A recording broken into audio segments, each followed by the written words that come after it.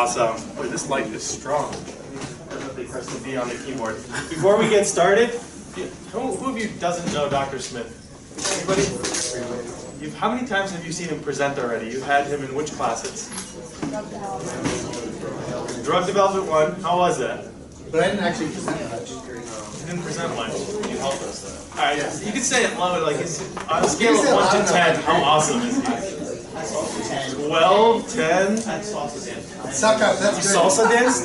That's incredible.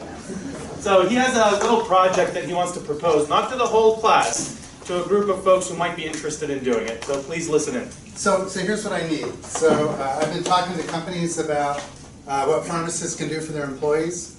And one of them requested that they'd like to have a training video for employees that teaches them the things that a pharmacist could do for them.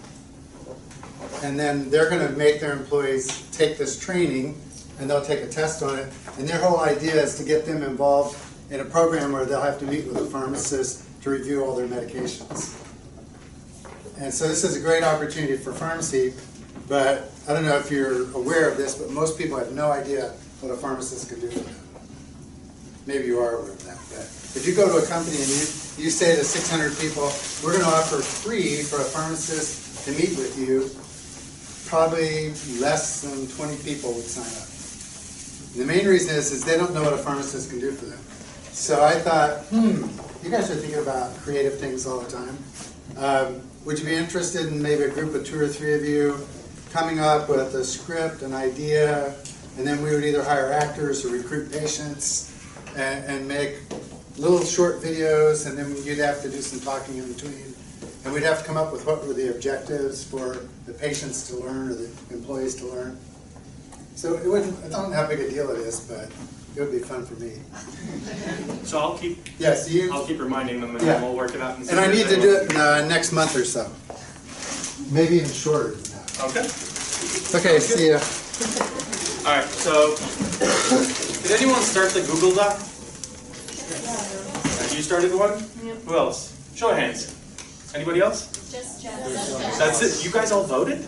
I posted it in our shared Facebook group, and then we all. What? That's awesome. All right, so I'm going to try to spend $10 a week on some sort of food to bring in. So on that Google Doc, just try to find out what food you'd like me to bring in. So this week I brought pretzels, and I haven't figured out the way to actually make it work well, but this one you might like more. I thought it was cute. Animal crackers in the shape of a bear. So, feel free throughout the whole class to just get up and take this. So whenever you want. Okay, I'm sorry, like no plates, no napkins. That's my fault. I'll evolve it as we go across. All right. Stop me at any point. So next week I'll bring in a TV and a laptop, and we'll connect that Google Doc to it so that when you're typing stuff, it'll be sort of right there for me to see. And I'm serious about it. Get up and I won't be sort of distracted. Did you get paper towels? But we just pass like around the room to everyone. Yes, please. So how about we get started? Which one? Well, she was getting some paper towels first. So. Well. Or is this fair to go here first? You guys can steal it from me if you want. All right. So, what did you guys think about last week? Any thoughts that trailed from last week into this week? Something that you would have wanted to say last week that you didn't get a chance to, or perhaps as you were thinking about it throughout the whole week? Anything? Any questions? Something that you wanted to get started with? Be like, hey, what about this thing? Anything? Okay. I want to make sure there's nothing on your heart before I sort of move along. All right. So last week's strengtheners, I'm sure you're all following through. I'm following through. I'm sort of just noting them on my Excel spreadsheet. I don't care about them as much. I'll post this week's strengtheners. But the most important one is I'm going to share at least 1 or 2 of my video libraries with you from YouTube, like the videos that I sort of track and watch. And I usually end up, if I like a video that's explained by Stanford, Harvard, MIT, Pitt, wherever it is, I will usually watch it multiple times. So I make sure that I have it in my listed favorites. So I'll share those with you. What I want you to do on the Google Doc is to actually watch one of those videos, list your name, and put that video down. I don't want anyone else to watch the same video yet, because what I'd like you to do is to summarize that video into no more than 5 slides. I'm fairly confident that rarely the majority of you will choose a video that's an hour long. There are many videos that are like 3, 4, 5, 6, 7 minutes long. So I don't want each of you just to watch that one. Just for the beginning, try to spread them across everyone. I want you to watch one video by next week from the list that I have. There's like 250, 350 videos at least that you can pick from across the multiple video files that I'll send you. If you end up with one that's like an hour and a half for some reason, tell me that's not really fair for other folks to be watching something else. I don't know if you'll like this or not, but I always try to find ways to make sure that you stand out.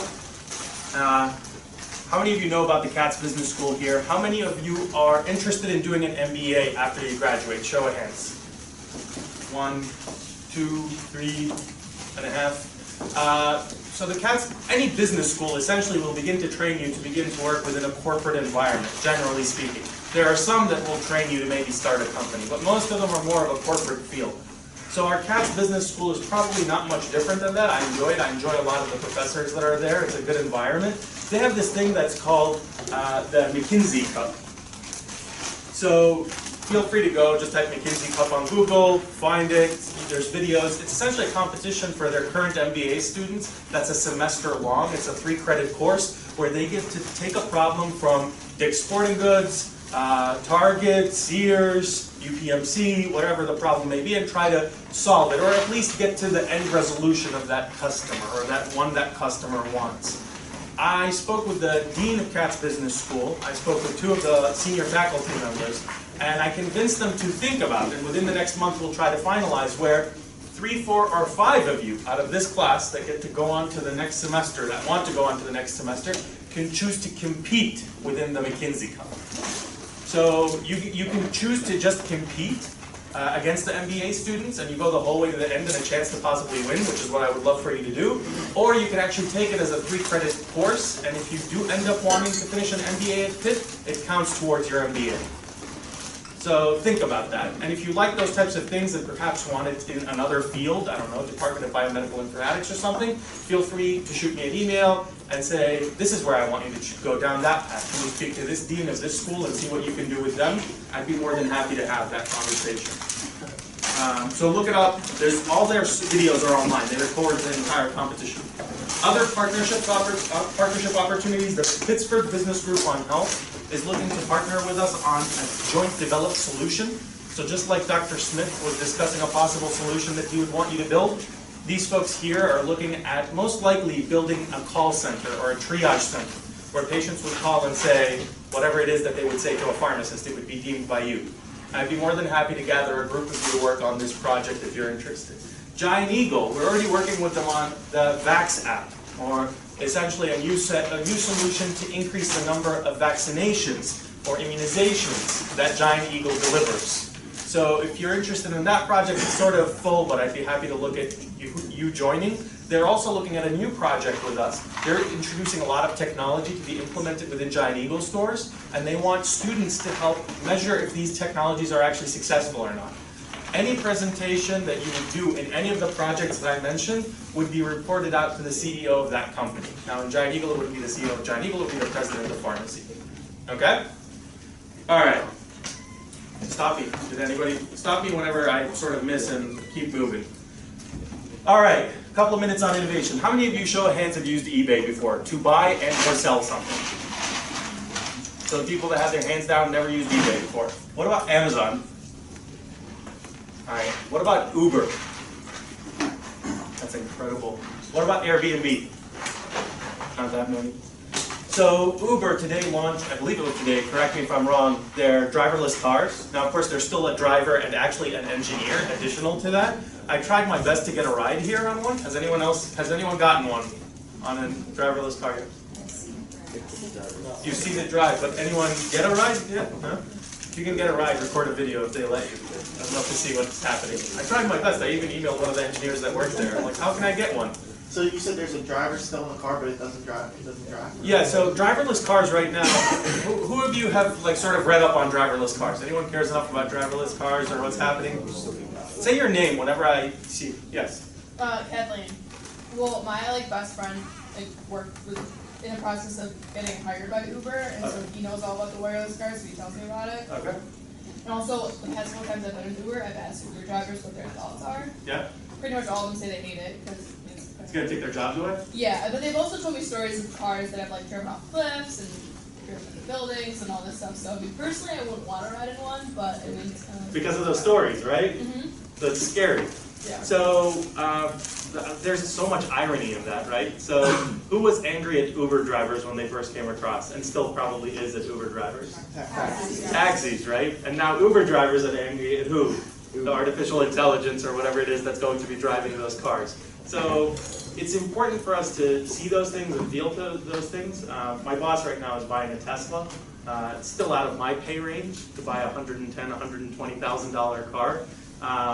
But you can get it with, and he's getting it with, I believe autopilot is what it's called. Now, of course, you still have to be in the driver's seat and you have to be aware. I don't know if it monitors your eyes so you're not looking away.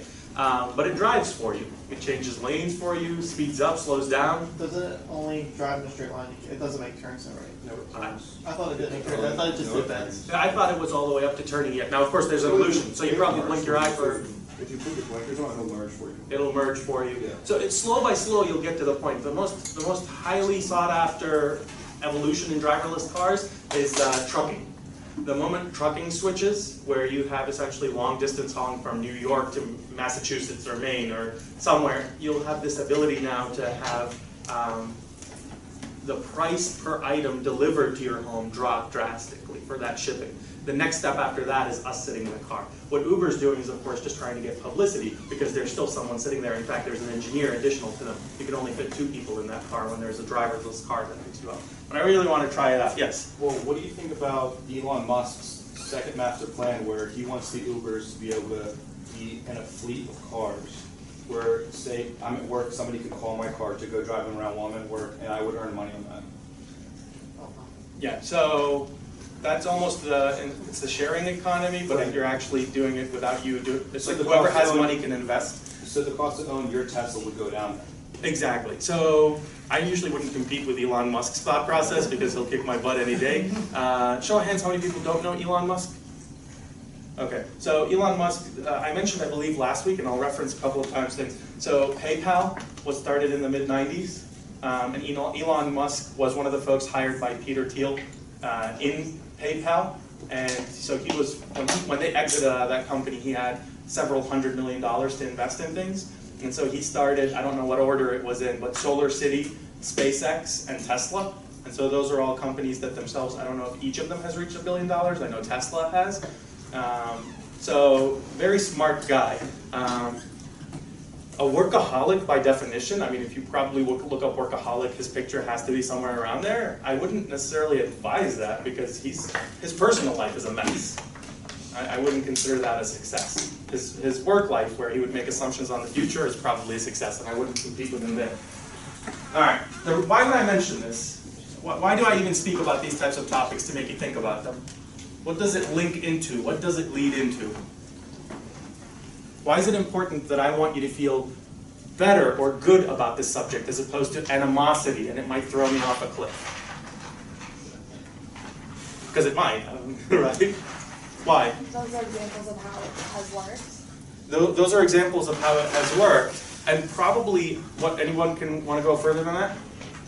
So if it has worked, why is it important to us? Why is it important to us right here in this room, in this building? Improves our lives. It improves our lives. It does indeed.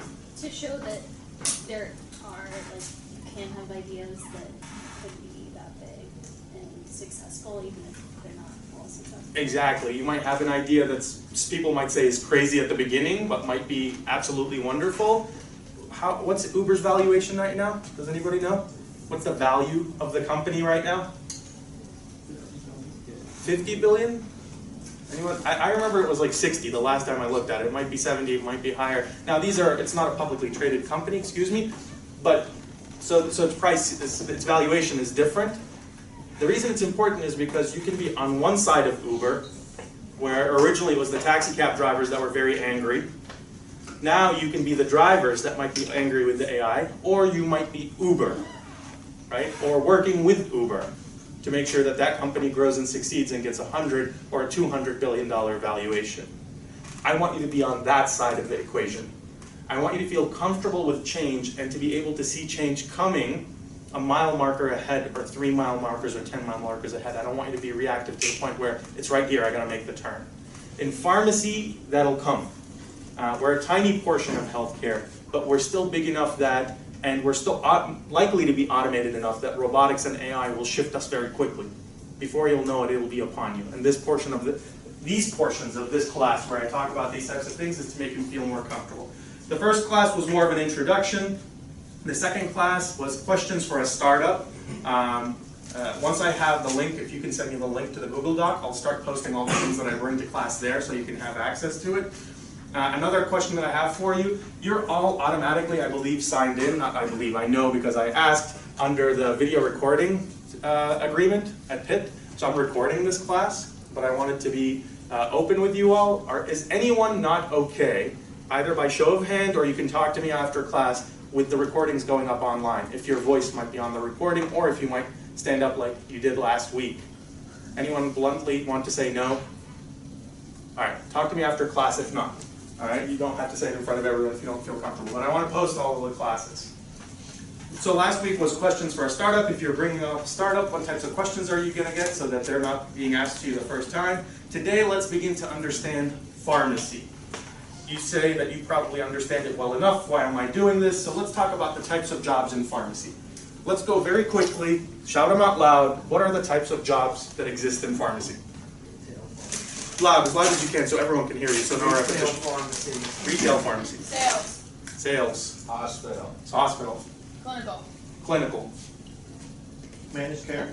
Managed care. Industry. Keep going. Wholesaler. What was it? Wholesaler. Wholesaler. Specialty. Specialty. Drug rep. IT. What was it? IT. IT. Ooh. Technician. Intern. Okay. Scaling. Retired. Academics. Academic. Accounting. Compounding. Mail order. Okay. Long-term care. Okay. I was just thinking that. Nuclear. Nuclear. All right. So you mentioned maybe a couple that aren't on here, and there's more than this, I'm sure. But I want you to think, like, you remind me what your name is again? Me. Yes, for IT. Eleni.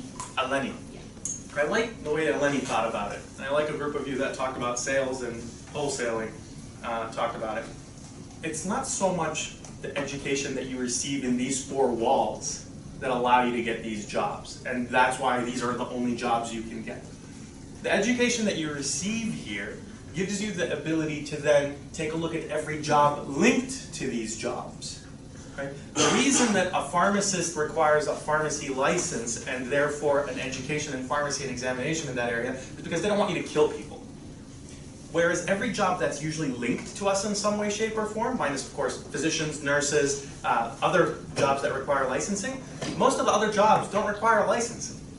So you can actually manage that job as well. So let me give you an example. If there's a warehouse that manages pharmaceuticals, who do you think runs the warehouse? Generally, it's a pharmacist with an MBA or some sort of accounting or financial training, because they know the ins and outs of how the business is going to occur. And so why not have that person well trained and run that job? And that is a very highly paid job. You're usually thinking 3 times a pharmacist's salary. Right? Now, drug rep, a lot of you have probably heard. Is that still the case? I don't know. I don't follow drug reps, but usually they were about 3 times the pharmacist's salary at maximum pay. Is that still true or no? Probably not as a rep. Not as a rep anymore? You can do like management, district manager, regional manager, you can work your way up in industry. That probably makes similar to what a pharmacist may have, guess. Okay. I made more than a pharmacist. I'm not sure. I mean, we're saying 120 average. Yeah. Yeah, so things have changed a lot because the drug rep's role used to be a lot different, maybe 10, 15 years ago, where they went out consistently to physicians can access them easily. Anyway, let's keep going. So what's your expertise in, now that you're leaving this building? In a year, what's your expertise going to be in? Let's say 2 years.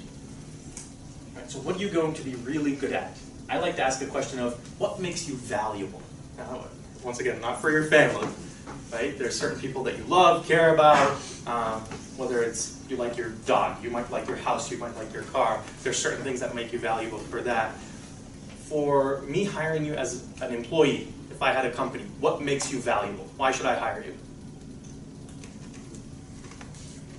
Drug knowledge. Drug knowledge, yes. Keep going. Work ethic. What? Work ethic.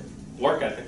People skills. So, that's interesting. People skill. That one, so I would take that one more than work ethic. Because work ethic, there's a lot of people that have that. Although I can see you battle it out with me for work ethic because pharmacy, you had to get into pharmacy school and it required one heck of a work ethic beforehand. But you could have blazed off in the last 4 years. I don't know if you kept that same work ethic. I might look at your grades. Would that tell me your work ethic? Not yet. I'd have to test you out. I'm debating it out loud. But I like people skill. Pharmacists have people skill. The fact that you have to take something that can possibly kill someone and work in a McDonald's-like environment and still deliver it without making any poorly shaped facial arrangements where the person can get angry with you is incredible. You have people skills. I can guarantee you every one of you, on average, has better people skills than almost anyone else in the university. I don't care which division. Nursing might be the only one that might compete with you. What else? What makes you valuable? Organizational skills. Everyone thinks they have organizational skills, and I've learned no one truly has organizational skills. Everyone has their own organizational skills. There's some people that are really meticulous about the way they do things, but until they get into a true environment where they have to manage others and themselves and projects and achieve milestones, you'll almost always learn that whatever you've developed thus far is actually not ready for that test. So remember, it's a debate. I enjoy discussing with you guys just to show you that. I've probably gone through, I don't know how many of you know Dr. Ravi Patel. Show of hand. Ravi, can you? How many of you know Ravi, Dr. Patel? All right. He's seen me go through, so he's been with me in this type of class for about 3-4 years now. He's done a rotation with me at the Center for Connected Medicine.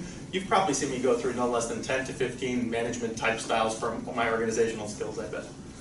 He probably has some sort of a bet going on as to when I'll stop doing that and just give up. What else? What makes you valuable?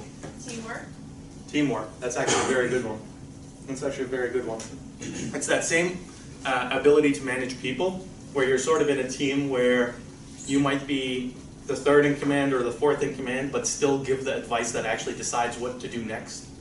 The ability to listen to others and still manage them at the end of the day, which is important for an organization to keep moving forward. Think about it. So I remember back in the day when I worked at UPMC Braddock, I would sit there with the physicians in rounds. They would ask me what to do about the certain drug. I would make the decision, and they would make the decision. Right? So I had to sit there, give the actual advice. They would take that advice, but it would be their decision at the end. And I would have to accept that, but still come back the next day and be able to move forward with the next level of, I don't know if I would call it education, but we'll call it teamwork. What else? What else makes you valuable? Problem solving. Problem solving. That's another one that I would say arranges across other fields. It's absolutely important, but a lot of people have it. What else makes you valuable? Someone else said something else. Professionalism. That one, I personally have, so I work with a lot of computer engineers, computer science folks. I think the definition of professionalism goes out the door. Not on all levels, I would say on certain levels. So we as pharmacists, what is professionalism for us? Or excluding some of the things that we talked about, like managing people or speaking with other human beings in such a way to make them feel comfortable. But do you think, tell me if I'm wrong, but I usually think professionalism coming in with dress attire that is appropriate, in your white lab coat, speaking in the proper English language as much as possible. And that's what's supposed to really be your, if you don't do that, you probably won't get the respect that you should. It seems like it. And I thought that was always the case. In fact, I had jobs where maybe 3 years in a row I would wear day in, day out an entire suit. And then I started working with computer science folks. I went to, Ravi, correct me if I'm wrong, you were with me on this story. We went to the chair of the Department of Computer Science here at Pitt. And I kid you not, I thought he was a guy off the street that just sort of wandered in accidentally. We were waiting to meet with him, I'm not going to mention who. And that was almost my first true interaction to say, this guy's wearing like jeans that were ripped apart, a shirt that was maybe, like he looked disheveled. And he was the chair of that department. And then I started interacting with other folks from other departments, from CMU and other universities outside of the state even. And they were all the same in certain days. The days they needed to be professional, they had to wear that suit and tie. The days that they were trying to actually get work done, they were dressed with whatever made them feel comfortable. So I'd say it's a dangerous thing to be professional. Like when I started working at the Technology Development Center, who was it? The guy that actually works at Uber that I texted this morning told me, if you keep wearing that, nobody's going to trust you here. They're going to think that you don't know what you're talking about. So I actually started wearing more like this. Still like a casual business in some way, shape, or form. Anything else? There's so many more that we can go after. What's that, Ravi? Nothing? All right, so what do we actually know? There was a couple of things that you guys listed that probably is on here. I just threw whatever was on the top of my mind. People skills, management, human resources. Think about it in a pharmacy. I remember at UPMC Braddock, I came in and I said, how do we do the birthday thing? They had a process for doing the birthday thing. I said, all of the technicians, I'm buying your birthday cakes from now on. They loved it. And I enjoyed it because the techs, I built a rapport with them very quickly. And it's not fair. They're the techs. They're making a lot less than the pharmacist was. Why should they all put in their money to buy the cakes for themselves? So I want you to always think about how you manage the people that are reporting to you. Even if they're not directly reporting to you, if they're reporting to your level of position, to treat them well. I have a personal saying that I like to say, which is more of a life motto. Be powerful to those who are powerful. Be powerful to those who are arrogant, and be humble to those who are less fortunate than you, or be humble to those who are humble to you. So it's really served me well. In the beginning I used to say it just as simply as be arrogant to those who are arrogant and humble to those who are humble. And I realized it's not really right to be, it's not, two wrongs don't make a right, so don't be arrogant to those who are arrogant, but be powerful to those who are arrogant. Don't give in, don't buckle in, but also be humble to those who are humble. Finance. I remember the first pharmacy that I worked at, it was a privately owned pharmacy. I knew every penny that was coming in and every penny that was going out. That's important. You're building your accounting and your MBA skills right then and there. And we'll do about a half of a day here in this class to set you up for that so that any of you that want to take on that MBA challenge will be ready for that. Supply chain is your inventory, customer management, your interactions, your retention customers. Marketing, you see it happening around you. I'll flow through the next couple. I want to get to some slides that you guys will enjoy a lot more. How much do you really know about pharmacy? All right, tell me the process really quickly. Let's run through it. The physician throws a prescription at you in any way, shape, or form. It doesn't matter. It reaches the pharmacy. What happens next? Tell me in detail, but move quickly. What happens next? Technician data entry puts it in. So first they identified the patient profile.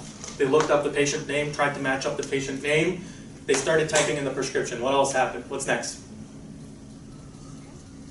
This verifies the was typed in right. The pharmacist. So in some areas it might be. Sometimes. So all right, let's assume that that's the process in that pharmacy. The pharmacist verifies it. What happens next? DUR checks by PBM. DUR check by the PBM. Okay, so you're launching it at the PBM. What happens next? The adjudication phase, if you will. What happens next? It gets filled. It gets filled, stuff gets put in a bottle, the label probably printed out, and then you sell it to the patient, right? There are intricacies within that that most pharmacists do not know. So let me share it with you. Physician, patient, you send a prescription. That prescription, most likely these days, will go through electronic prescribing. It's an e-script, right? What's the system, what's the software, what's the company that sends that prescription to the pharmacy? What's it called? SureScripts. SureScripts takes that prescription, has it in their database now. There's limited things that they can do with it. That company is actually managed primarily by 3 or 4 entities. The leading entity is CVS Caremark. So the company that manages the taking of prescriptions from physicians to pharmacies, all pharmacies, is actually run primarily as a board member by CVS Caremark. CVS Health, I guess, these days. So that's your initial transaction hub. The pharmacy gets it. what happens next? The pharmacy does the initial stuff that we talked about, and then sends that prescription to the PBM. The PBM being the pharmacy benefit manager.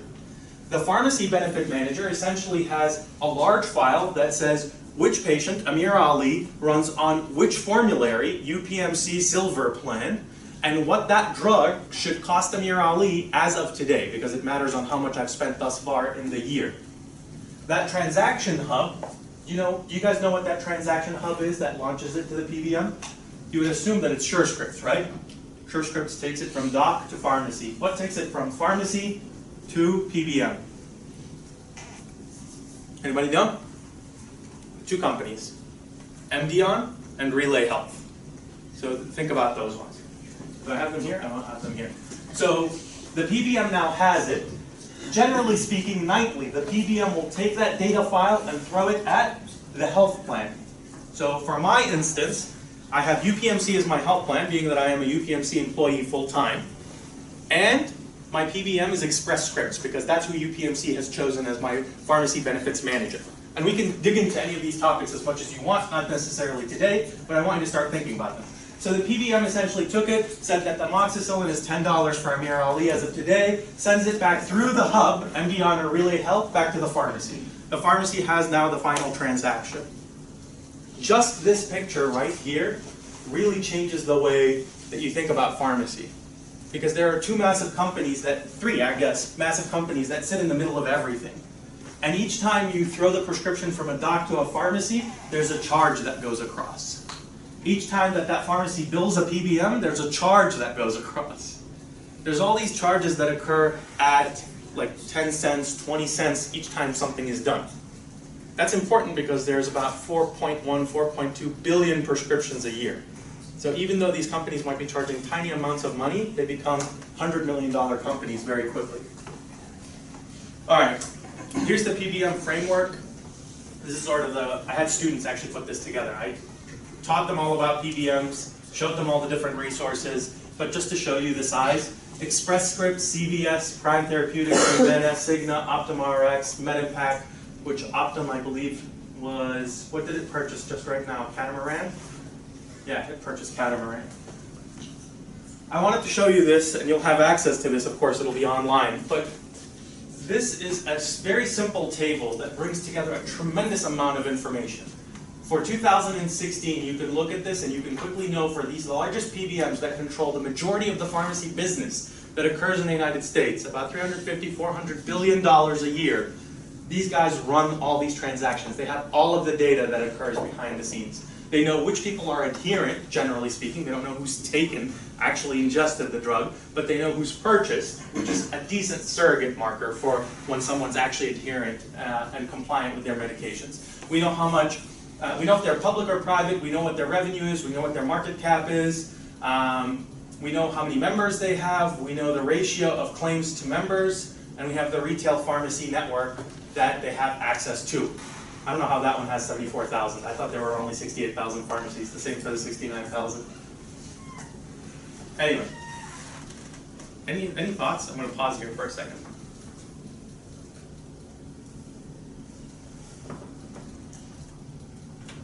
How many of your classes taught you some of this information?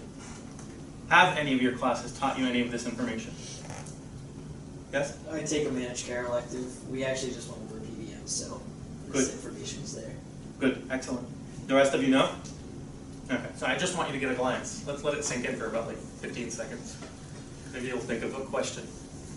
We can spend probably 2 or 3 classes just about PBMs and digging in. I'll probably on the Word doc, or maybe, did you guys create like a special Google account just for this? Or did you make it on your own account and post it? No, it's made on a private account. On a private account? Let's think about it, because maybe we could make a special account for this class, and then I can start throwing the documents. That's smart, yeah, I can do that. And then you can throw them in there, and we'll just have one password that we know. Yes? Does the competition come from the market between each other, or do they kind of just agree and kind of set the market together? Interesting question. I'll get back to it in a second. What was your question? What are the difference between public and private is there? I love it. So just in case I forget, tell me. Or I'll start with that one. It's simpler. Public means a company that you, and anyone in this room, assuming you're all over 18, I don't know if you can purchase stock if you're under 18, you can go and purchase a stock on the stock market. So So it's a publicly traded company. There are no privately held stocks. For a private company, it means you can't have that ability. You don't have as much transparency into that company because it's a company that's locked off and there is a very select group of people that have investment in it and manage it. So it's public-private. Back to your question, how do they set the market rate? The market rate is quite interesting. All of these guys are on a day-to-day dog-eat-dog battle. They're trying to capture each other's market. They're always competing with each other to try to get the next government bid, to try to get to the next company to buy their PBM services, the next health plan to buy their PBM services. I'm speaking about Express Scripts, CVS, Caremark, Prime Therapeutics, Humana. They're all competing with each other. A lot of these actually sprung up after the companies that were already existing in the market were gouging them in price. And so a large health plan just said, I'm just going to open up my own pharmacy benefits management just to compete with these guys, and they grew it into multi-billion-dollar companies. OptumRx is one of those. So, can I ask a question real quick? Please. So for example, like UPMC or Blue Cross Blue Shield or something, they only use one of these PBMs, right? Like UPMC wouldn't use Express Scripts and CVS, Caremark, they would just use one. Yes, they only use one. And so UPMC, the health plan, pays money to Express Scripts or whatever PBM they use. They pay to use that PBM, but the pharmacy also pays the PBM to like send claims basically. So to go back in this, very good question. This is Relay Health or MDR. The pharmacy pays money to these guys to send the stuff over to the PBM. The PBM does not, in a direct transactional fee, take money from the pharmacy. Only from the health plan. Only from the health plan. But remember, so let's make it simple this way. PBMs are a very interesting business. I would say they have a lot of opposition to the way they are run, and they are seen by many as very non-transparent and not serving their fiduciary responsibility of saving money for the customer and the employer who's buying their product the majority of the time. The reason that occurs is because a PBM essentially acts as a contracting agent between the health plan and the pharmacy, and so when you as the customer go, you have no clue what's happening. You go to the pharmacy, you present your insurance, it actually says UPMC, but there's a PCN and BIN that links you to ESI. The pharmacy, let's say it's Walgreens or Rite Aid or CVS, launches that bill over to the ESI. ESI sends them a price back that you have to pay. So amoxicillin might be $10 at that pharmacy A that you went to. It might be $4 on the generic plan at Giant Eagle. If you buy a cash price, it might be $7 at one pharmacy and $70 at another pharmacy. There's a lack of transparency primarily because of this PBM industry. So I would say it's not an industry you want to be a CEO in because there's a lot of hatred towards you. All right, how much money you spent? I wanted to show you this. This is from Pembroke Consulting. I didn't want you to take my word for it, but take a look at the numbers. The top 7-8 companies control 60% of the business. 60% of the business. And as you have large mega mergers that are occurring, I wouldn't say the Target CVS one is a mega merger, but I would say the Walgreens Rite Aid is a mega merger. As these occur, you as pharmacists are being pushed into a corner. Right? Some of these companies are absolutely marvelous. If you want to work within Walgreens Innovation or CVS Innovation Lab or other large institutions, any of these top ones on this list right here, you can have an amazing job. If you want to work as a pharmacist, it's becoming more and more difficult because your job is being managed by essentially less and less companies. So the competition is now internal within one company as opposed to multiple companies competing. It might be better, although I doubt it. I can see, I just went to the Total Store Expo, which is the largest retail pharmacy conference, and there was a lot of robotics, guys and gals. A lot of robotics. So I want you to start thinking about how we can use them. I don't want to fight them. I don't want to be the taxi cab driver or now the Uber driver fighting the AI. I would like to be the person developing the AI. Look at these. I mean, look at these numbers. Out of $350 billion, and look how quickly it jumps down. 50 billion, we won't count the mail order. 54, which means Walgreens is actually number 1. CVS is number 1 because you have the mail order as well as the retail. I don't know if you guys are getting this or not. Stop me when you don't get something. When you're like, what's happening there? Just stop. Hey, Amir, what's going on here? CVS Caremark. Caremark is the PBM portion of the pharmacy chain, CVS Health. Any PBM also carries a mail order pharmacy, which is, once again, a thing of lack of transparency, because you're essentially incentivized as the person who manages a patient's pharmacy system to say, come to my business, it's cheaper. If you get it 3 months in the mail order, it's a copay of 1 month as opposed to 3 months, or so on and so forth. And so you'll find out whenever you see a company that is a mail order, it's directly linked to a PBM. Okay? Not always, but most of the time. So there's a lot of money, and it quickly dwindles from 50, 54, 40, 19, 19, 15, 9, 5, 4, 2, 4, 4, 4, 4, 4, 4. Like it jumps down very quickly. It's interesting how now at the bottom you're competing. And that's some of the best place to actually compete. No one pays attention to you when you're not on this page. You can start a small pharmacy company that might be 1, 10, 100, 200 pharmacies, and no one will pay attention to you. By the time you get to this big on this page, they'll pay attention. $400 billion is how much we'll probably spend on pharmacy services this year. How much of that is spent on the pharmacist? You can give me a percentage? You know the number. You said 120, right? If you were to divide it out equally, you should be giving out each pharmacist $1.3 million. Now, of course, there's drug, and there's everything else, so of course you can't do that. The reason that I wanted to mention it is because there's a lot of money being spent on pharmacy that's not on the pharmacist. We're a tiny portion of a small portion of the healthcare spend. All right, before I jump to the next presentation, I want you to start thinking about the links from the beginning of this presentation until this point. What makes you valuable? How can I take your pay from $120,000 and make it $400,000 or $500,000? Right? You can't do that for all pharmacists. You absolutely cannot. You probably can do that for 1 to 5% of pharmacists. But what is it that you have to be able to offer to do that? I want you to think about that. I want to be able to help you build the programs here so that when you leave here, even if it's 3 years down the line, and we end up developing that program and refining it to the point where everyone in the United States knows this to be the pharmacy program that makes that type of pharmacist, you get to say, I went through that. That's the pharmacy school that I graduated from. All right, we have about 7 more minutes. I'm trying to stick to my letting you leave a little bit earlier than expected. All right, what will we be discussing?